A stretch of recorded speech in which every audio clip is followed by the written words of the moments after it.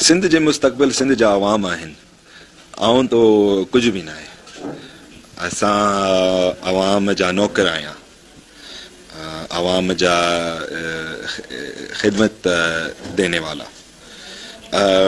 सिंध के मुस्तक़बिल अगर ये कनाल बने तो सिंध का कोई मुस्तक़बिल नहीं है. और लोग समझ नहीं पा रहे, पता नहीं क्यों, मगर लोग समझ नहीं पा रहे कि ये 6 कनाल हमारे मौत हैं.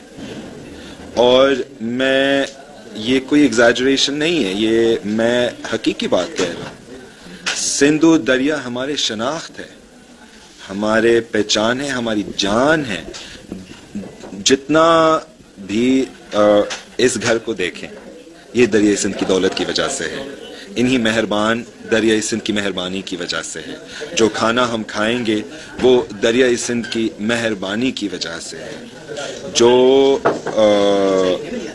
जो हमारे रस्म हैं, सकाफत हैं, माहीगीर हैं, मोहाने हैं, हमारे नाम भी दरिया सिंध की वजह से है. मिरानी, सुलंगी, खशकेली, ये सारे माहीगीरों के नाम हैं. और माहीगीर कैसे बने? दरिया सिंध की वजह से बने. अगर ये 6 कनाल बने तो हमारे पास पानी कोई भी पानी नहीं होगा, ना हमारे पीने के लिए, ना हमारे कुछ भी नहीं के लिए. अच्छा, सिंध की आवाम और पाकिस्तान की आवाम ये जानना चाहते हैं क्या आप हुकूमत में आएंगे? हुकूमत तो, ये तो बहुत बड़ी चीज़ है. हुकूमत, एक तो बात यह है कि हुकूमत में आदमी क्यों आए?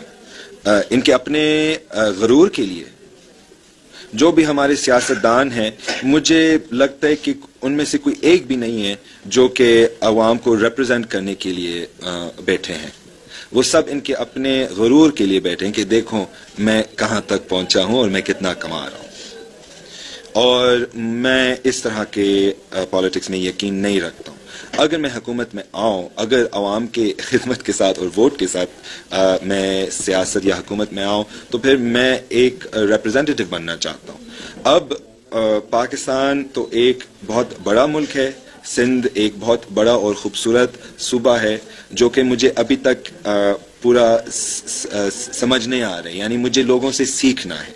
मैं एक शागिर्द हूँ, मैं सीखने वाला हूँ, और जो सिंध के अवाम है वो मेरे उस्ताद और गुरु हैं.